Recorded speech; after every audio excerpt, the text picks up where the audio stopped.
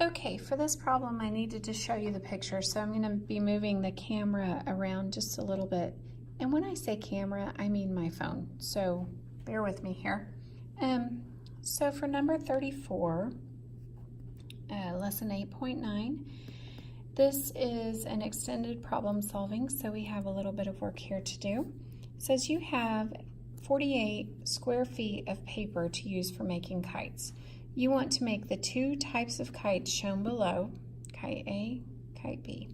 Assume that the amount of paper needed for each kite is the area of the kite.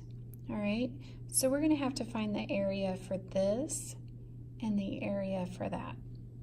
And we do that for the first part of this problem. It says A, find the area of kite A and the area of kite B in square inches. Then convert the areas to square feet. All right, so I'm going to move the camera over. I hope that you guys are looking at your book because you'll need to refer back to those pictures. But for now, I'm going to move the camera over here and get started. I hope this doesn't get too bumpy, but here we go.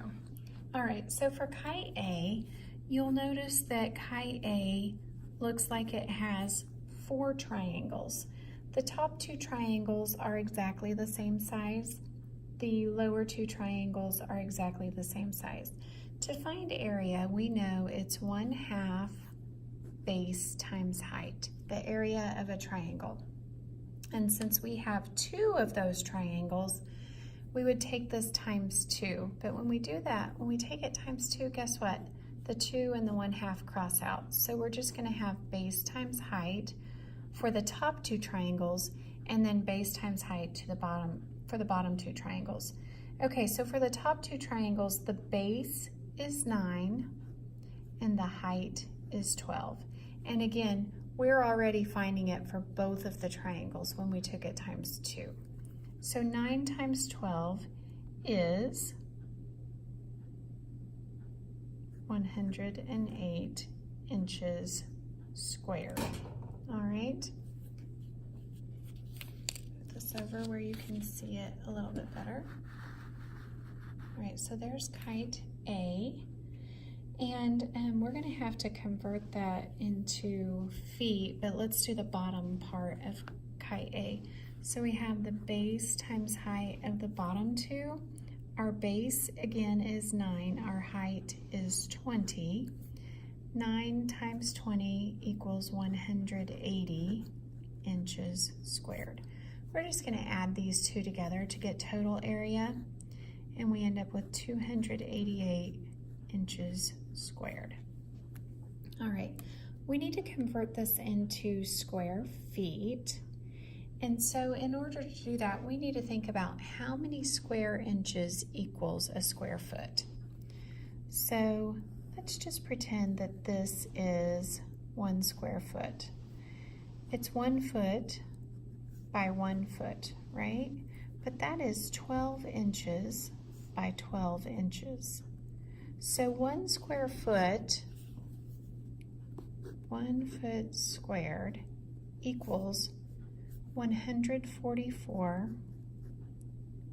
inches squared. So if we divide 288 by 144 inches squared, we end up getting that it's 2 feet squared. All right, 2 feet squared. So kite A is 2 square feet. All right. Now we need to figure the area for kite B. If you look in your book, I'm going to move my camera just a little bit. If you look in your book, you see that kite B has 4 triangles that are equal, and it has 1 square. The square in kite B is 16 inches by 16 inches, all right? And then for the triangles, they are 11 inches is the height. So 11 inches is the height. And 8 inches is the base. Let me move my paper up just a little bit so you can see. 8 inches for the base. And remember, to find one triangle, it would be 1/2 base times height. But this time we're finding the same area for 4 triangles. So if we take this times 4, this is like 4/1. So we really need 2 times the base times the height. That's going to be our formula for finding the area of those 4 triangles. So let's do that first. 2 times 11 times 8. And you guys can use your calculators, but I'm going to do 88 times 2. 2 times 8 is 16. Carry the 1, 176 inches squared. That's for the triangles. Now, remember we said that the square in the center of that kite was 16 by 16. And so when we take 16 times 16, 6 times 6 is 36, carry the 3, 6 times 1 is 6 plus 3 is 9, and then we have 16.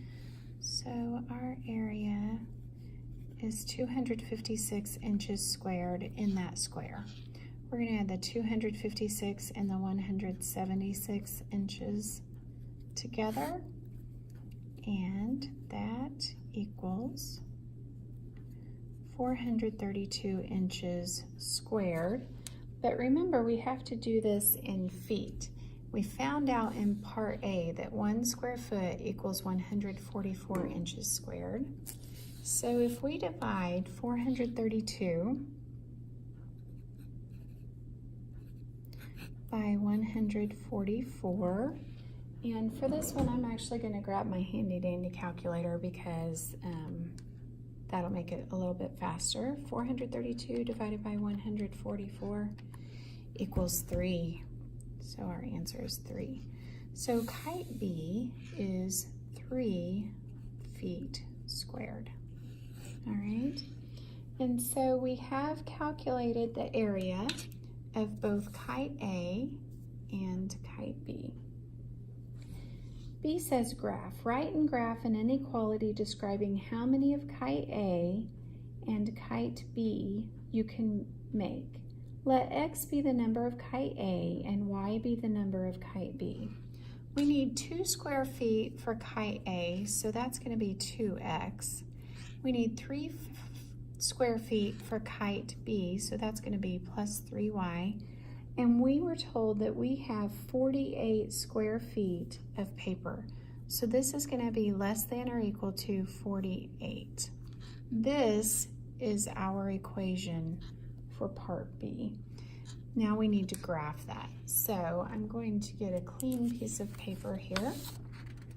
I'll copy down our equation that we're graphing. It's 2x plus 3y is less than or equal to 48. I'm going to subtract 2x from both sides, and I get 3y is less than or equal to negative 2x plus 48.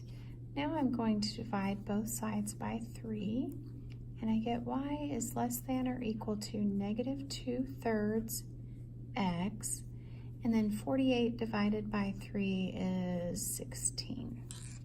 All right, so now it's time to graph.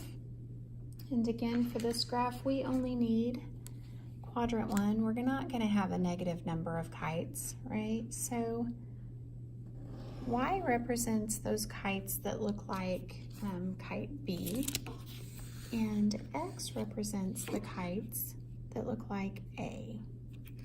So remember, these are the A kites, the number of A kites, and these are the B kites. All right, and our y-intercept is at 16 and our slope is a negative 2/3. All right, so I think what I'll do is do each of these as 2.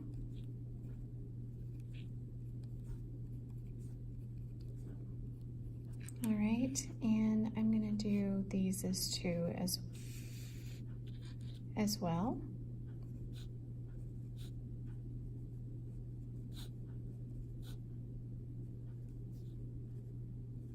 All right, our y-intercept is at 16.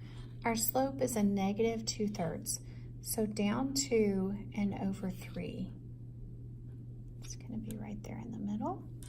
And I'm going to go ahead and make one more down 2 over 3, just so I can get a nice straight line.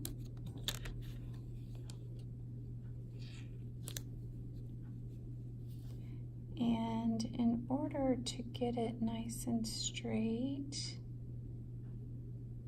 all right, I think I've got it. This one is, I'm going to move this up a little bit, a less than or equal to, so I can draw a solid line for this one.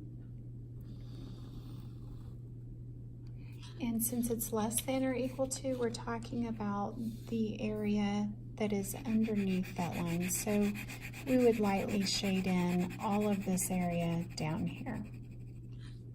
All right, so this is the area that we're talking about. All right, C says, what property is shared by the points that represent the solutions where you use up all of your paper? What property is shared by the points that represent solutions where you have paper left over? Well, we use all of the paper on this line. All right, so all of the points that we use the paper on, the combinations of B kites and A kites, would fall on this line. All right, so those are the ones that are equal to. The ones that don't use up all of the paper are going to be all of the points that are in the shaded area that are not equal to but under the line.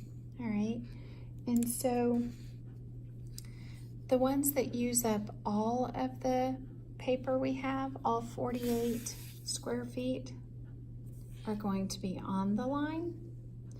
All of the combinations that don't use it will be in the shaded area but not on the line. So that is your answer for C.